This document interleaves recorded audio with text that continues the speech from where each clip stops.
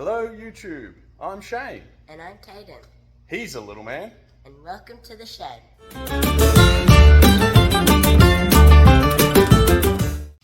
Hey guys, alright, those of you who watched the video when I changed the radiator hoses on this will know that I tried to install this when I did that. So this is a aluminium thermostat housing from Dorman. It replaces the factory plastic one, which is a known failure point on these engines. So I was trying to bulletproof it by putting it on.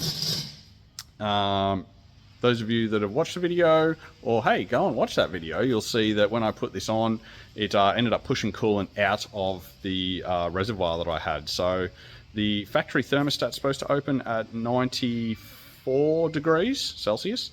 This is supposed to open at about 82, and my coolant temp got up to about 98 before it started pushing out. Now, I'm not going to say that this is broken, it's manufacturing defect. I'm not going down that path because I haven't actually tested it. That's just what happened with mine. But what I will say with it is, and I did say this in the video as well, that it wasn't made for the JK. It did sit on a funky, slightly different angle and all of that type of stuff. So what I've done is I just did a little bit more digging, and I've got my little notepad here. So that was actually designed for 2011 to 2017 Chryslers, 2011 to 2020 Dodges, 2014 to 2022 Jeeps, and 2012, 2021 Rams, and 2011 to 2014 VWs. So if we break that down further, the Chryslers was for the 200s and town and countries. Dodgers was for Avenger, Grand Caravan and Journey. And the Jeep was only for the Cherokee. The Ram was for the ProMaster, 1500, 2500 and 3500, and a CV.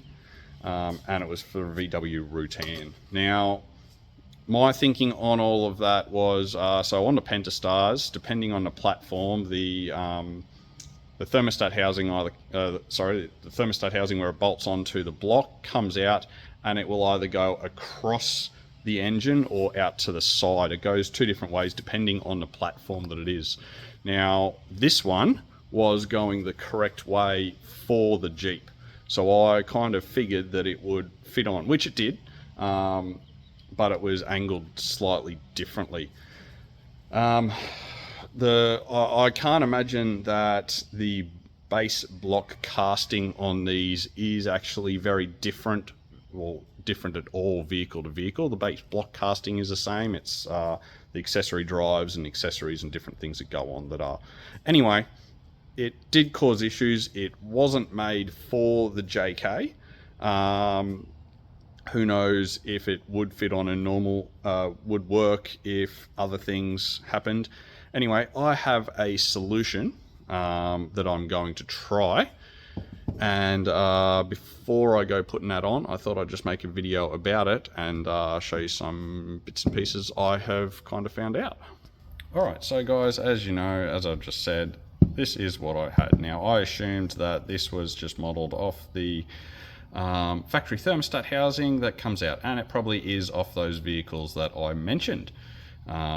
So anyway, my solution is this. That's right, another aluminium thermostat housing.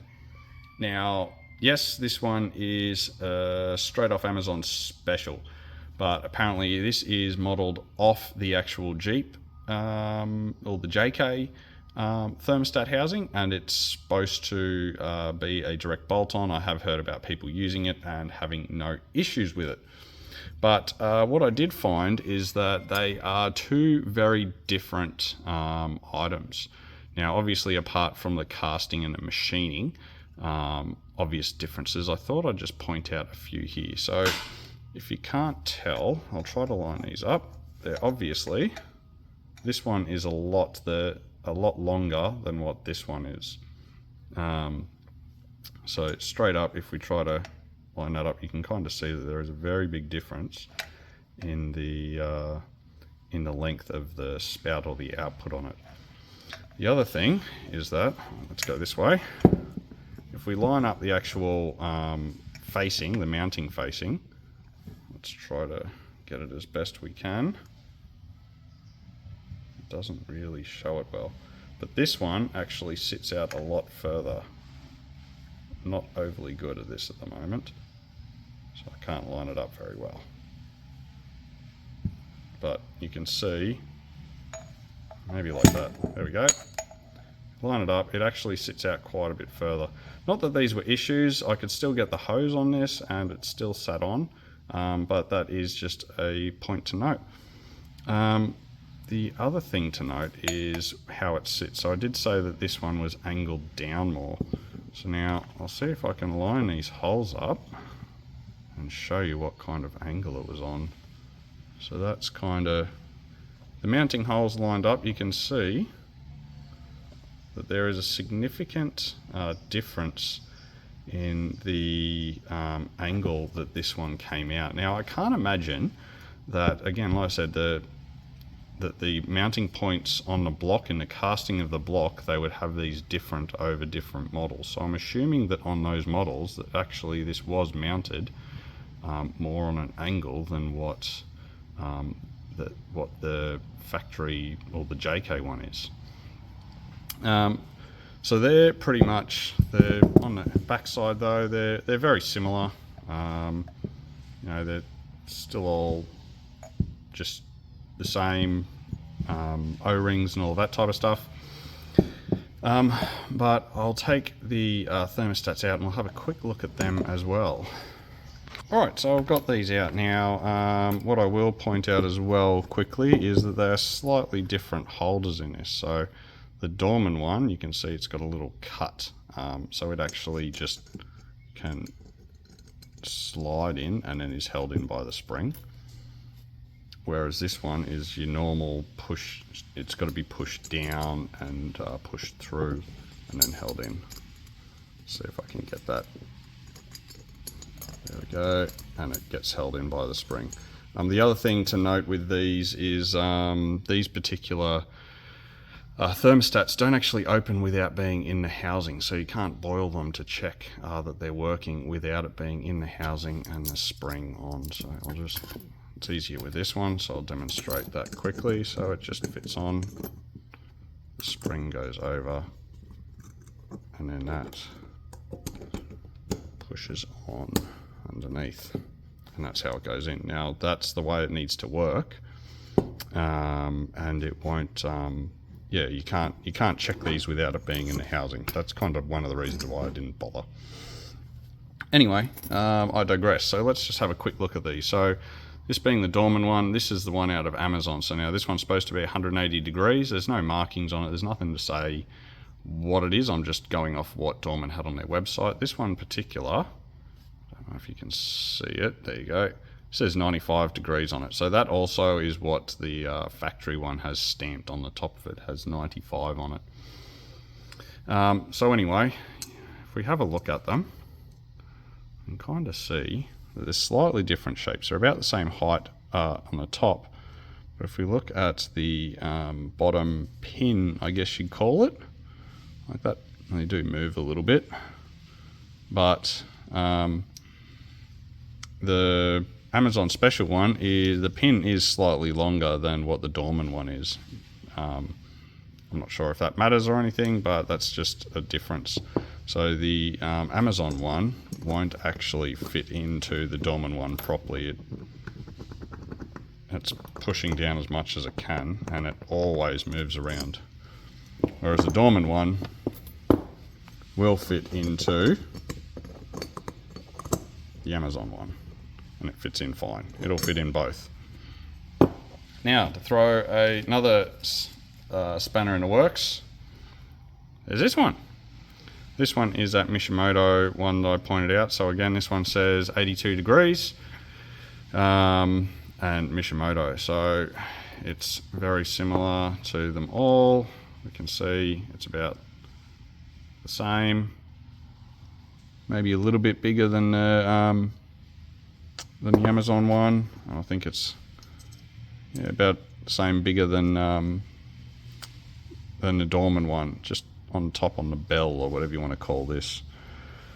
The pin is about the same size as the Dorman one, but now this one and this one fits in both. Now what I did notice as well with the Mishimoto one is that pin gets stuck in that one, but it does go in both. So anyway, that's just to throw another spanner in the works to confuse everyone already as to some options that I had.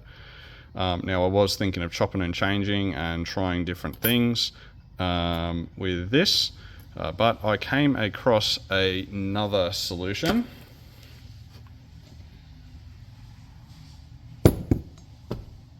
Something completely different. Now this is, well, let's actually start off. So let's forget that one now.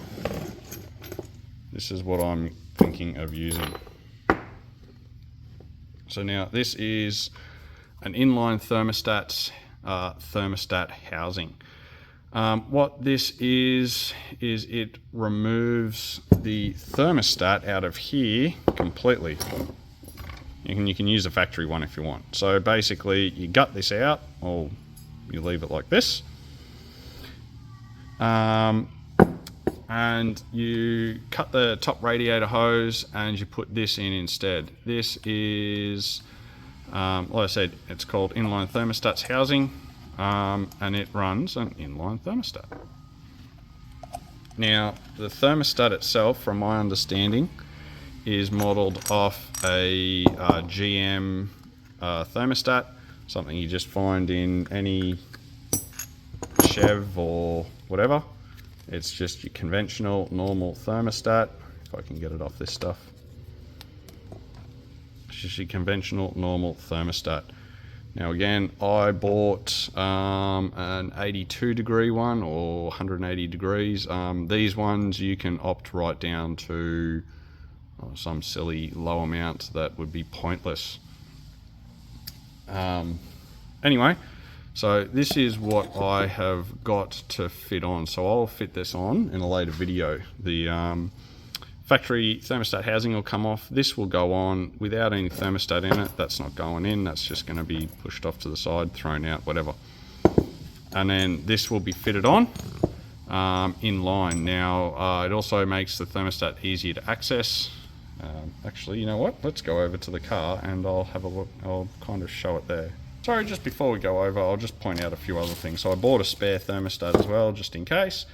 And getting rid of these paper ones. Not that there's going to be anything necessarily wrong with it by what I can tell, but I just bought a silicon one.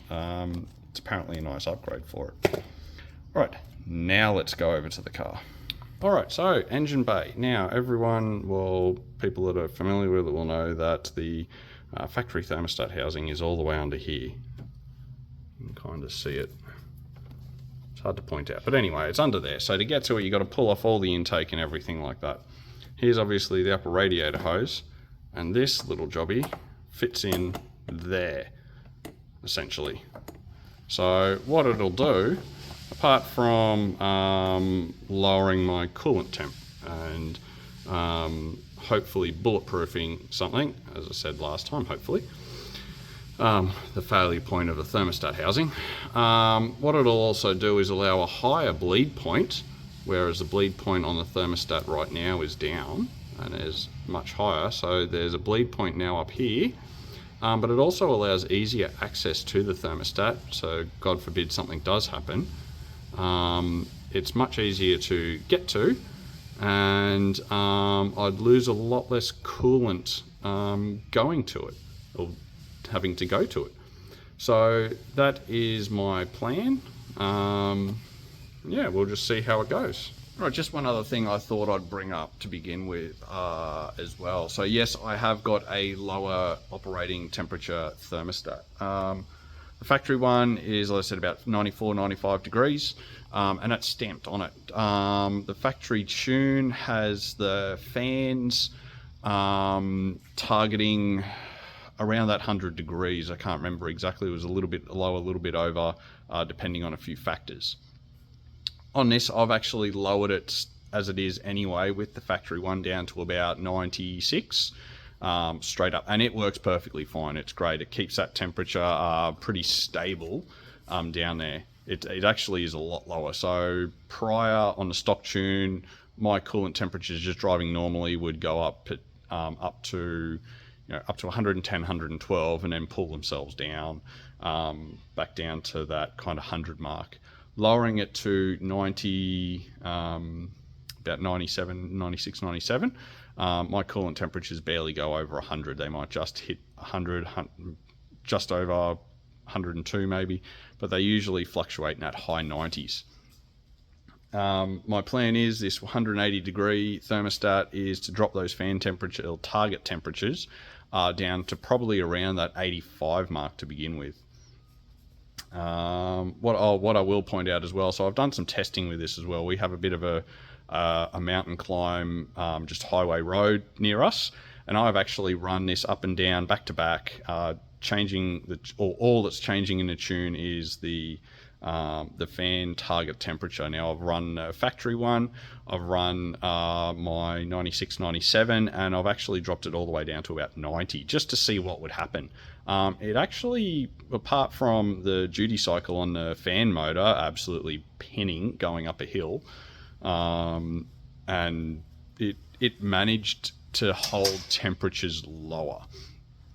So putting in this, I fully expect, and I have seen in the past, when people have done 180 degree thermostats or 82 degree thermostats, when it's tuned or the fan temperature is tuned to drop, it actually holds it lower. Now, I'm not expecting performance gains out of this. In the tune, there are things that take the coolant temperature into account.